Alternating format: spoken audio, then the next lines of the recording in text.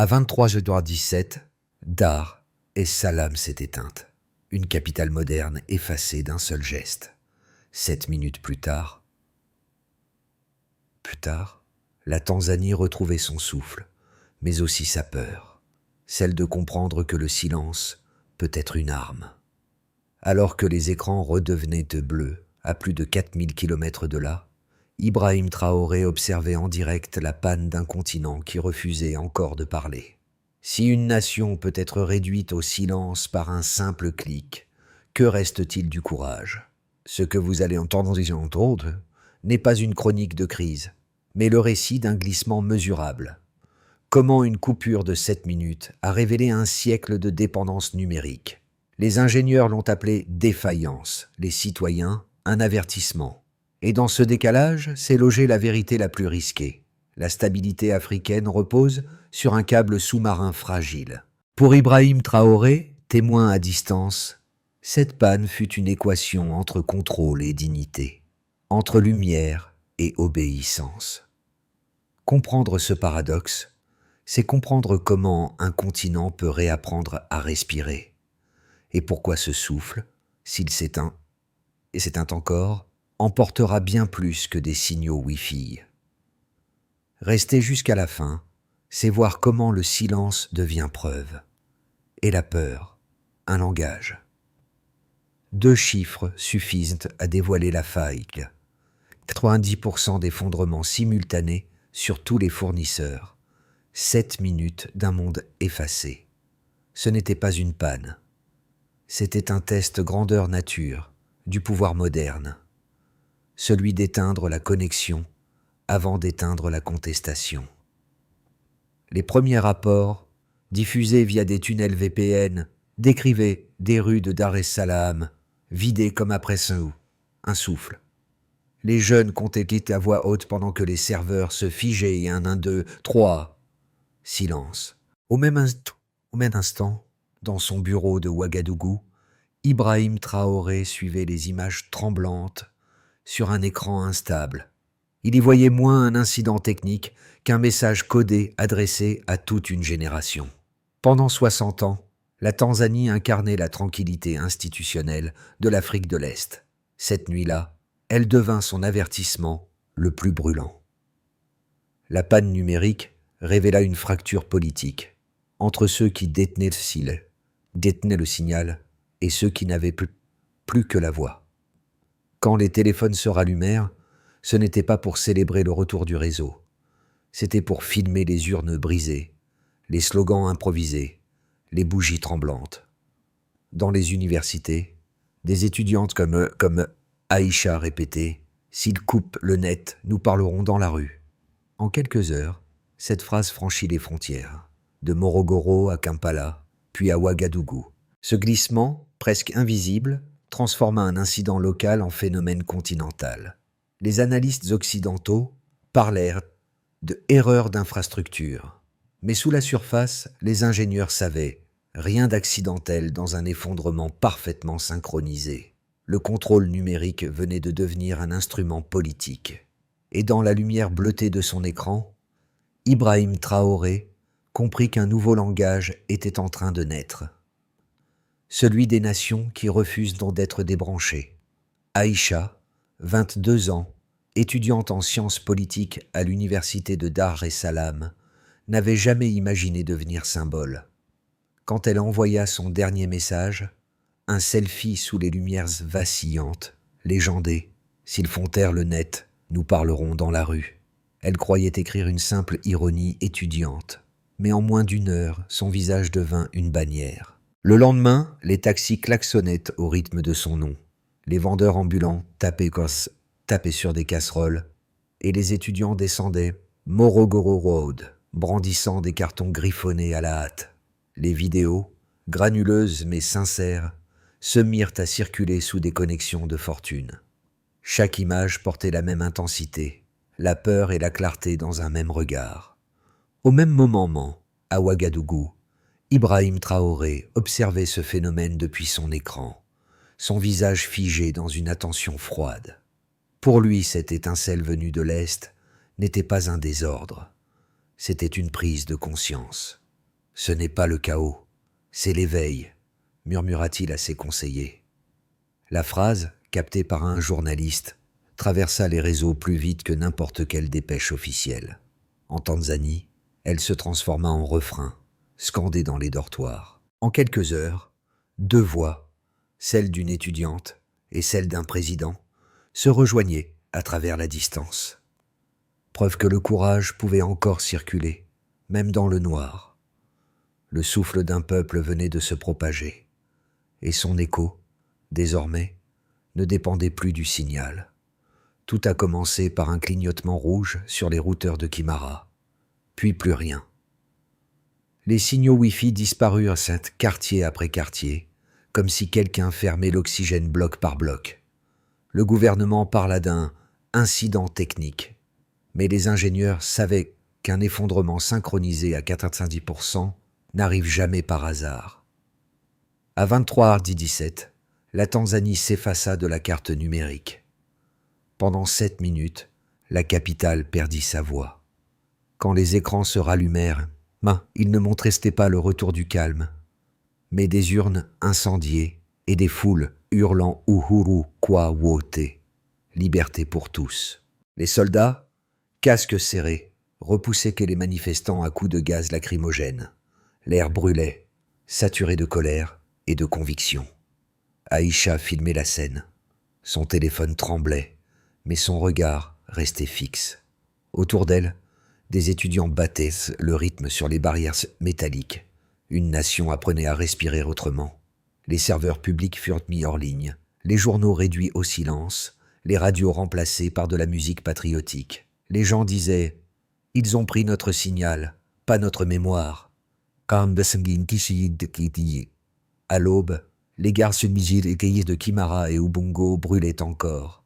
La ville entière sentait la pluie mêlée à la fumée. Les autorités parlèrent de stabilité, mais le calme ressemblait à une cage. Dans un café du port, un pêcheur déclara « On ne peut pas censurer le vent ».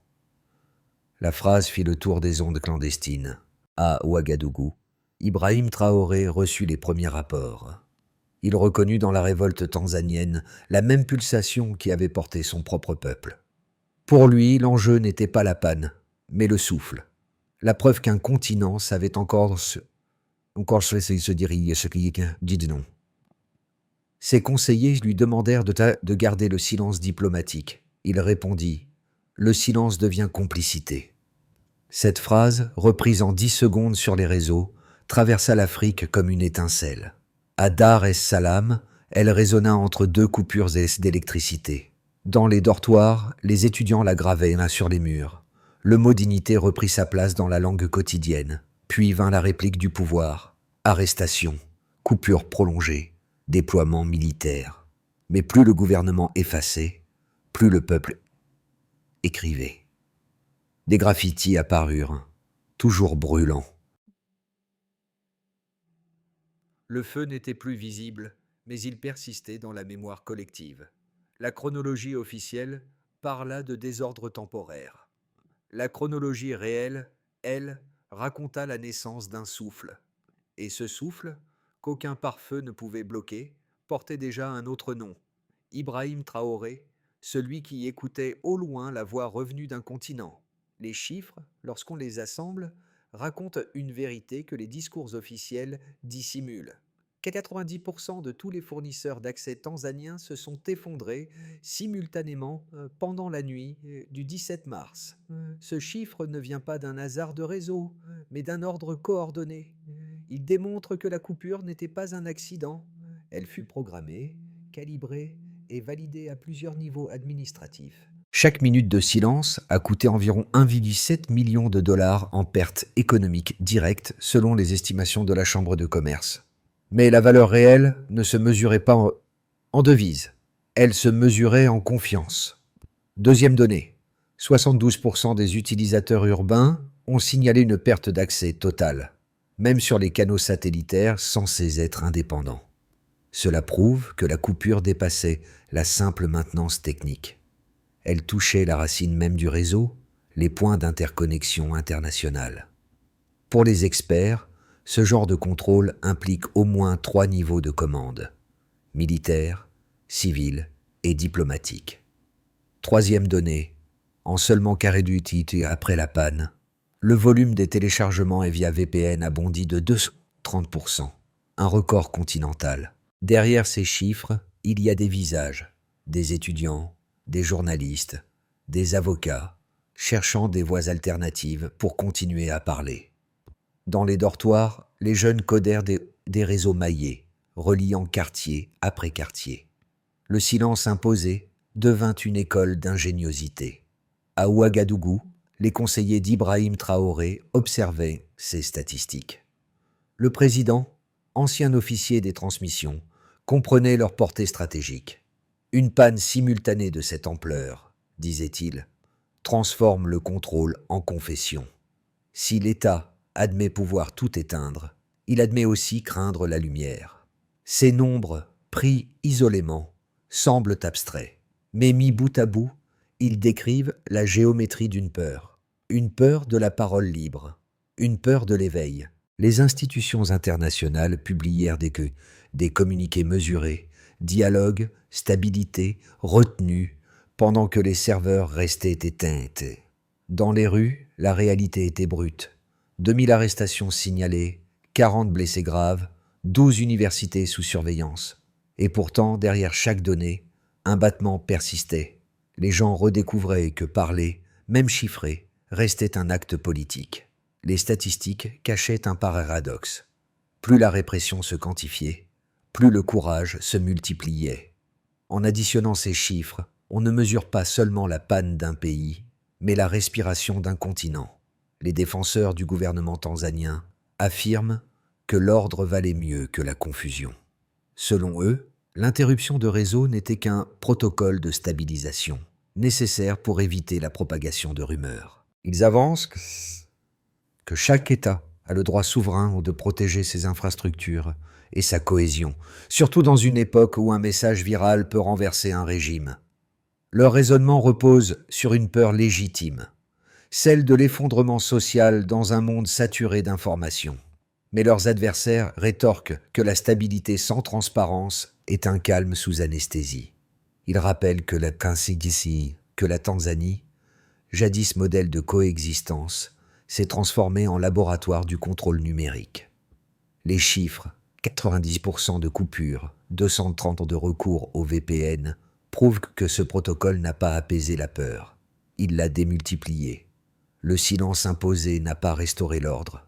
Il a simplement rendu la colère inaudible. Dans ce débat, Ibrahim Traoré incarne une position médiane, mais lucide. Pour lui, la vraie question n'est pas de savoir si un État peut couper Internet, mais pourquoi il en ressent le besoin. Il admet que la souveraineté technologique suppose un contrôle temporaire, mais jamais au prix de la voix collective. Son argument repose sur une équation morale. Un pouvoir qui choisit le silence renonce à la légitimité. Les analystes africains rejoignent cette lecture. Ils parlent de zone grise de la gouvernance, où l'autorité s'habille du vocabulaire de la sécurité pour dissimuler la peur de l'opinion. À Dar es Salaam, cette peur s'est matérialisée dans les rues vides, les serveurs éteints, les voix cryptées. Mais partout ailleurs, le message inverse circulait.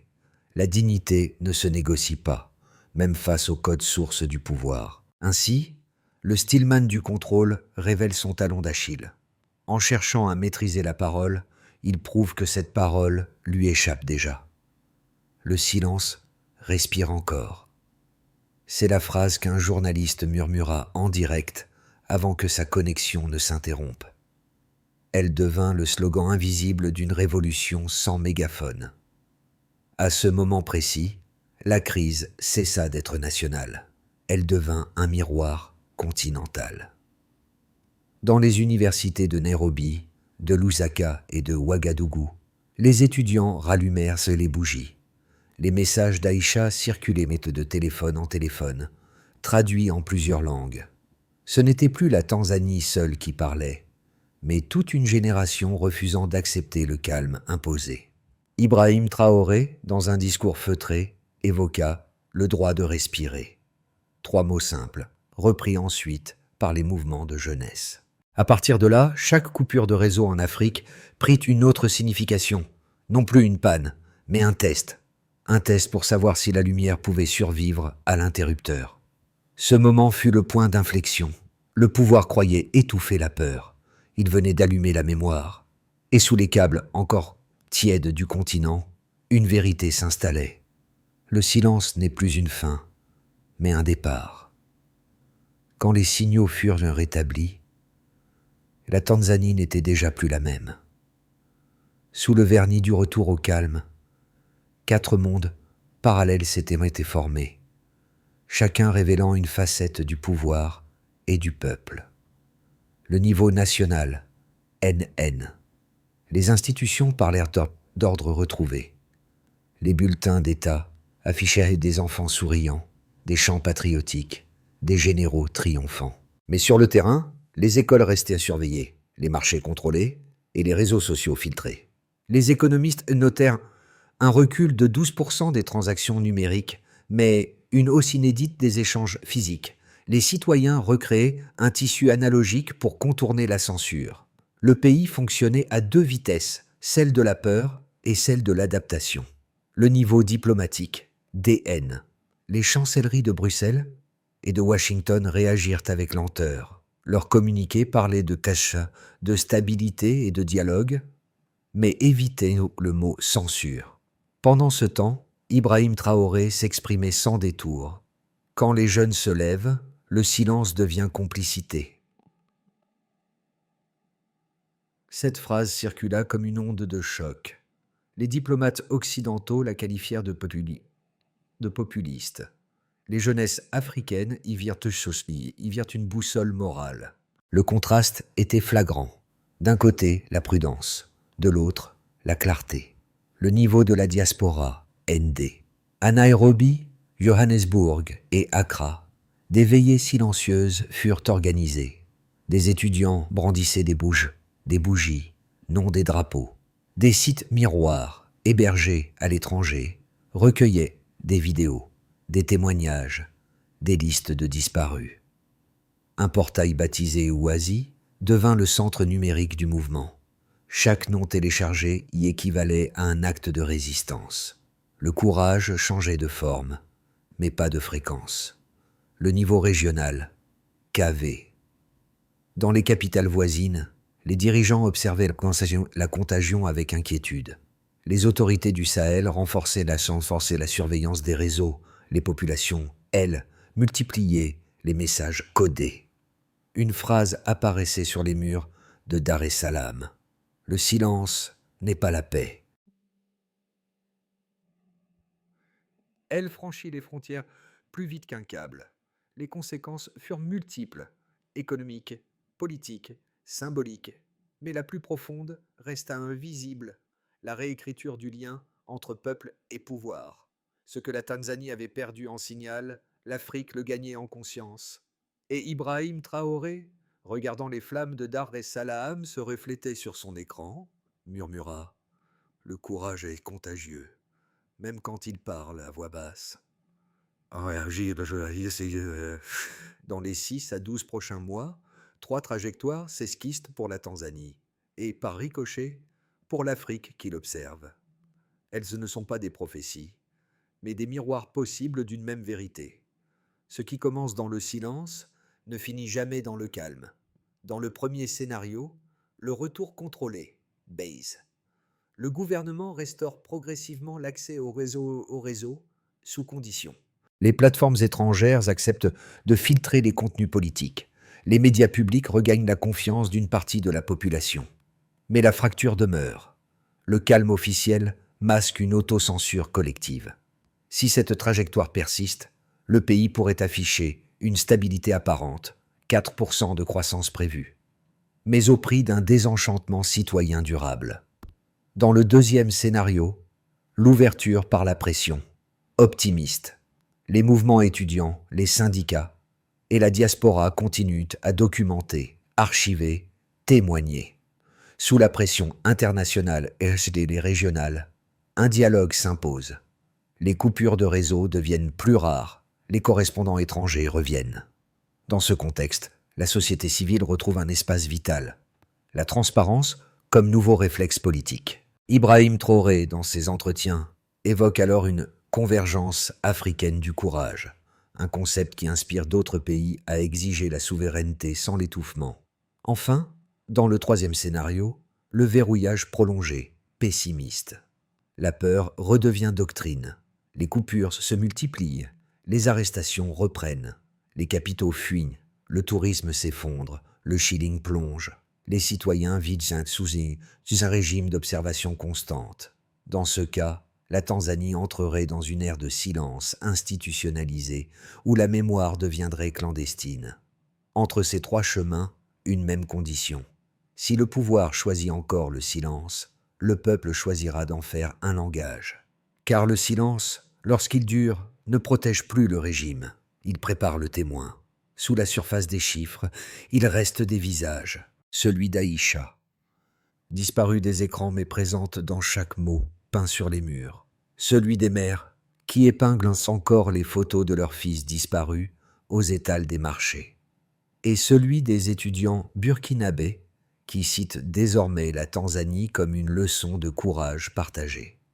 Le mouvement n'a plus de drapeau, seulement des gestes, des bougies, des poèmes, des fichiers audio échangés sous pseudonyme. Chaque fragment de voix est un acte de mémoire. Chaque silence volontaire devient un refus d'obéir. C'est ainsi que le pays, sans se l'avouer, continue à respirer. Dans les cafés de Dar es Salaam, on murmure le nom d'Ibrahim Traoré comme une métaphore, l'homme qui écoute avant de parler. Son visage circule sur les réseaux cryptés, non comme un modèle, mais comme un rappel que la dignité n'est pas un luxe politique, c'est un réflexe vital. Pour le spectateur, loin des scènes et des chiffres, l'histoire agit comme un miroir. Elle interroge. Que ferions-nous, nous, si la lumière s'éteignait soudain? Accepterions-nous le calme ou rallumerions-nous la flamme? Ces questions, discrètes mais tenaces, voyagent plus loin que n'importe quel signal. Parce qu'au fond, cette histoire ne parle pas seulement de la Tanzanie, mais de la condition humaine, celle d'un peuple qui, privé de voix, redécouvre la valeur du souffle. Une crise ne s'apaise pas par le hasard, elle se répare par une méthode. 5 pas, simples mais essentiels, pourraient transformer la leçon tanzanienne en modèle continental. D'abord, rétablir la transparence, publier les rapports complets sur la coupure, identifier les ordres donnés, ouvrir les serveurs à un audit indépendant. La lumière ne fragilise pas le pouvoir, elle le fonde. Ensuite, protéger les voix, garantir juridiquement la liberté numérique, créer un statut pour les lanceurs d'alerte, codifier la responsabilité de l'État en cas d'interruption de service. Le courage doit devenir institutionnel, puis éduquer à la souveraineté technologique, former des ingénieurs africains capables de concevoir des réseaux locaux sécurisés afin qu'aucune nation ne dépende d'un câble étranger. C'est ici qu'Ibrahim Traoré insiste. L'indépendance n'est pas politique, elle est structurelle. De plus, relier les mouvements civiques, créer un observatoire panafricain des coupures d'Internet, documenter chaque incident, partager les solutions d'urgence, une solidarité codée pour une résistance décentralisée. Enfin, transformer la mémoire en politique. Inscrire dans les constitutions le droit à la connexion et le devoir de vérité. Ce droit, une fois gravé, deviendrait le vaccin contre le silence. Si ces pas s'accomplissent, la Tanzanie pourrait redevenir ce qu'elle fut, un cœur battant de stabilité, mais désormais conscient de son souffle, car la paix n'est pas l'absence de bruit. C'est la présence du sens. La nuit revient sur Dar es Salaam. Sur les marches de l'université, une seule bougie brûle encore. Sa flamme tremble, se penche, mais ne s'éteint pas, comme si la ville respirait à travers elle. Ce même souffle, autrefois capturé, s'est répandu de port en port, de campus en campus, jusqu'à Ouagadougou. Là-bas, Ibrahim Traoré se tient de nouveau devant une salle de jeunes délégués. Il ne parle pas de victoire ni de pouvoir. Il parle de mémoire, de ce feu discret que les peuples doivent apprendre à protéger. La dignité n'est pas un mot d'hier, dit-il. C'est une lampe que chacun porte. Dans la pénombre, ces mots trouvent un écho, trouvent un écho. Pas un tonnerre d'applaudissements, mais un silence dense, celui qui signifie compréhension. Car au bout de cette histoire, il n'y a ni triomphe, ni défaite, seulement une certitude. Tant qu'une seule lumière subsiste, aucune nuit n'est totale. Le feu d'Aïcha, la voix des rues, le souffle des étudiants, tout se rejoint dans cette flamme. Et à travers elle, un continent entier apprend que la liberté ne s'achète pas, elle se rallume. Cette histoire n'appartient plus à la Tanzanie. Elle appartient à ceux qui croient qu'un simple geste, allumer, parler, partager, peut empêcher l'oubli. Chaque fois qu'une voix s'élève, la flamme d'Aïcha se prolonge. Chaque fois qu'un écran s'éteint, un autre regard s'allume. Ibrahim Traoré le répète dans ses allocutions. Le courage est contagieux. C'est une vérité simple, mais exigeante. Elle demande à chacun de choisir, face au confort du silence, le risque du mot sincère. À ceux qui écoutent encore, cette histoire confie une tâche, la transmettre, la protéger, la traduire dans vos propres langues. Parce que le calme peut être utile aux puissants, mais la parole, elle, appartient aux vivants. Et tant qu'il restera quelqu'un pour dire « nous brûlons toujours », le monde saura que la lumière n'a pas disparu. Alors, où que vous soyez, spectateurs, lecteurs, témoins, gardez cette bougie dans votre mémoire. Un jour, elle pourrait être la vôtre.